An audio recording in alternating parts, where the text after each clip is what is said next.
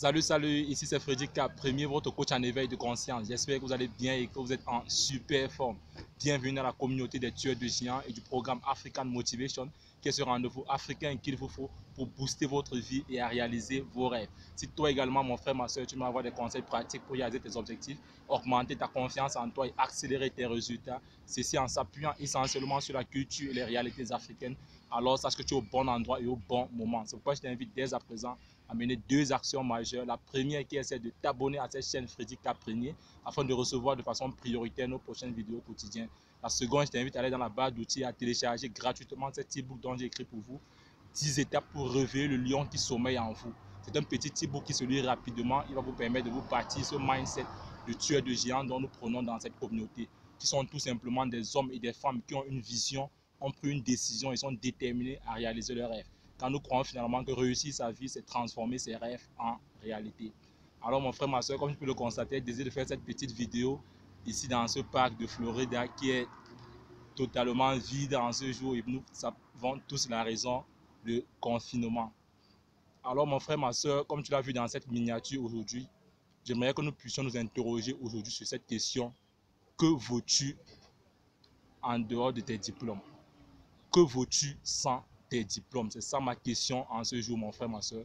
Dans cette vidéo, j'aimerais m'adresser à ces étudiants qui sont encore sur les bancs, à ces diplômés, ceux qui ont déjà ces diplômes-là, et aussi surtout à ces Africains également de la diaspora qui se plaignent tout le temps qu'on ne reconnaît pas, quand ils arrivent dans un pays et qu'on ne reconnaît pas leur diplôme, ils se plaignent. Donc j'interpelle tous ces gens-là aujourd'hui, j'interpelle toi qui es encore peut-être en Afrique et qui a ce projet de voyage là, je t'interpelle aujourd'hui sur la question, qu'est-ce que tu vaux en dehors de tes diplômes? Si on t'enlève tes diplômes là aujourd'hui, quelle sera ta valeur? C'est ça mon point ce matin.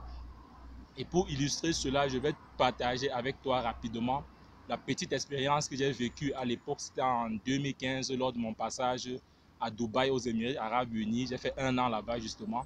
Je vais partager rapidement avec toi la petite expérience que j'ai vécue là-bas pour que tu comprennes pourquoi est-ce que j'aimerais que nous puissions nous interroger sur ce point-là aujourd'hui. Alors en 2015, j'arrive à Dubaï avec mon diplôme, avec mon diplôme d'ingénieur en génie électrique, je l'ai déjà dit ici. Avec mon diplôme d'ingénieur en génie électrique, j'étais très content et je voyage s'il te plaît avec les originaux. J'avais même fait des photocopies certifiées.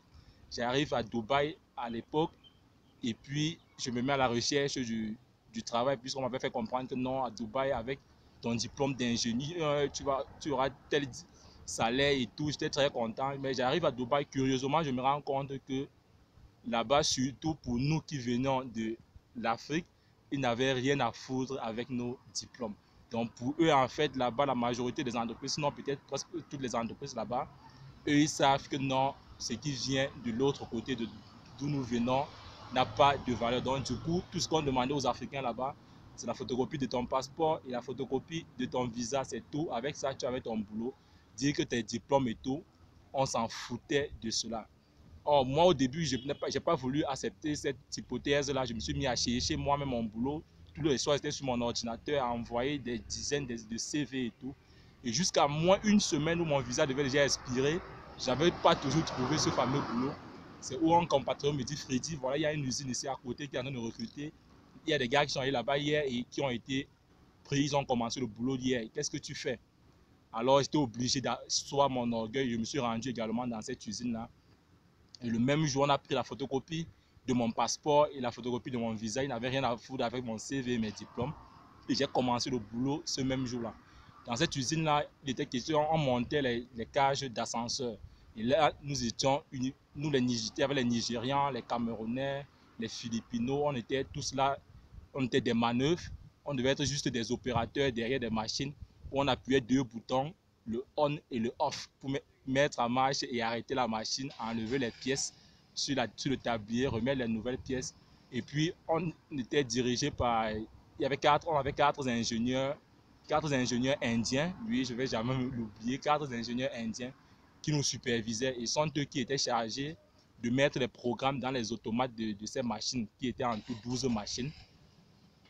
Alors, après 2 semaines de boulot là-bas, curieux que j'étais, je me suis dit, bon, comme ils ont refusé de regarder nos diplômes, d'entrer en possession de nos CV, il serait important pour moi que je puisse démontrer mon CV en dehors de ce papier-là.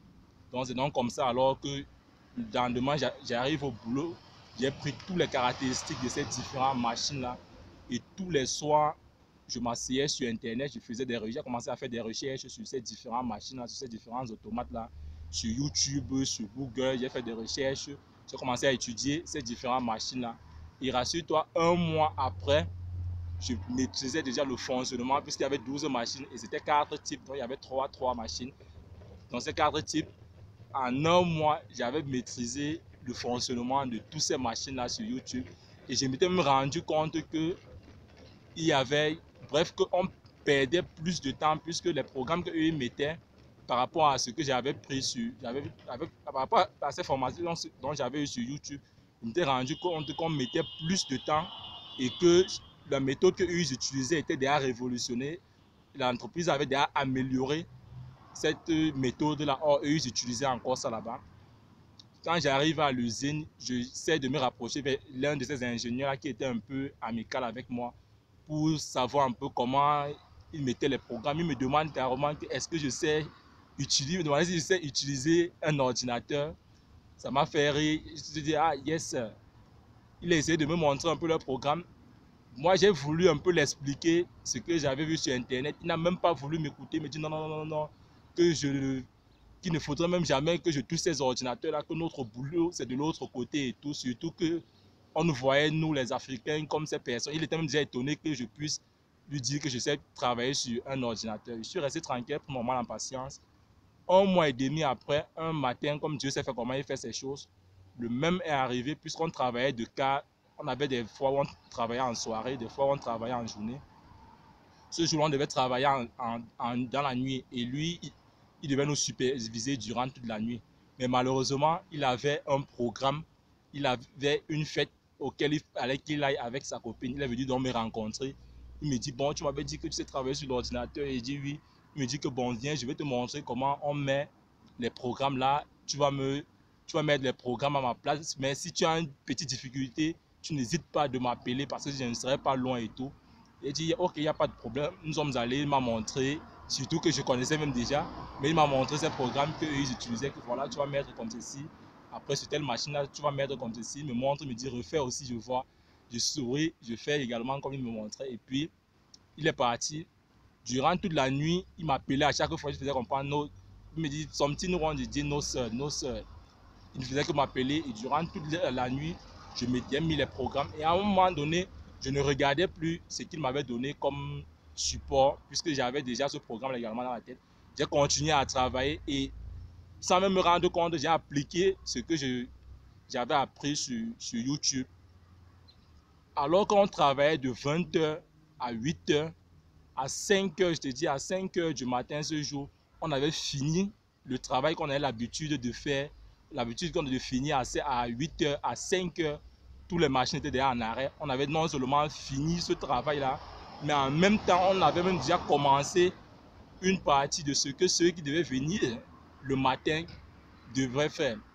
Donc voilà qu'il arrive à 6h, il se rend compte que toutes les machines étaient déjà en arrêt, il est surpris. Il demande, mais qu'est-ce qui s'est passé? Je lui dis, non, voilà, on a fini, mais il ne comprenait pas. Il regarde, effectivement, on avait fini. Et non seulement on avait fini, on avait même déjà amorcé le travail de l'autre équipe.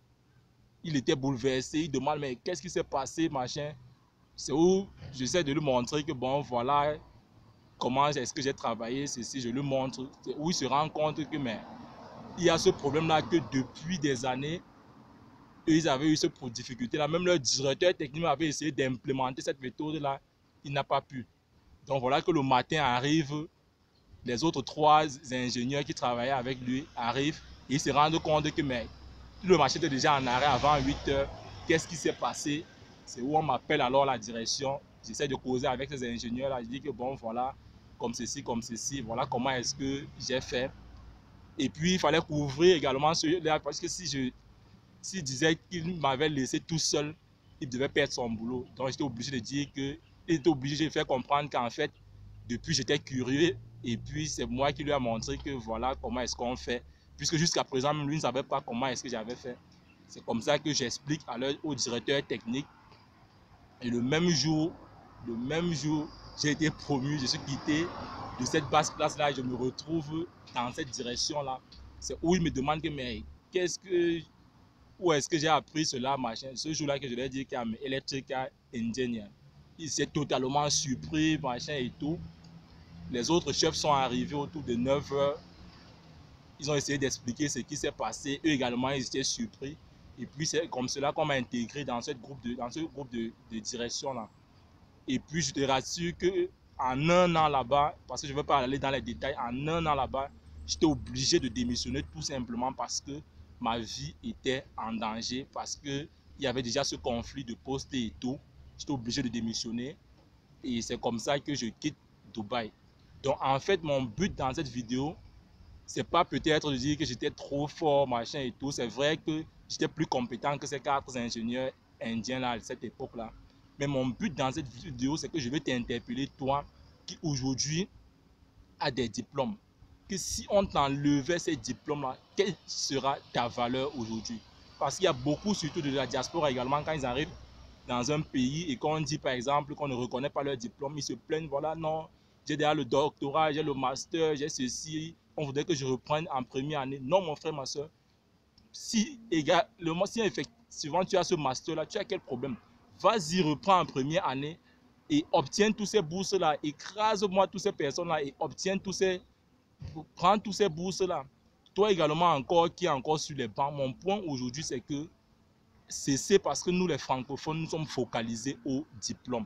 Cessons de nous focaliser sur le diplôme et focalisons-nous sur les compétences à acquérir pendant ce diplôme-là. Parce que si aujourd'hui là, tu as les diplômes et que tu n'as pas la compétence et que tu veux sortir de ton pays, mon frère, ma soeur, sache que tu es très mal parti. Et même si tu es encore dans ton pays, aujourd'hui nous savons ce qui se passe dans tous nos pays africains avec ces problèmes d'emploi. Tu dois être prêt à pouvoir démontrer, à pouvoir mettre tes compétences en valeur pour te créer même ton emploi.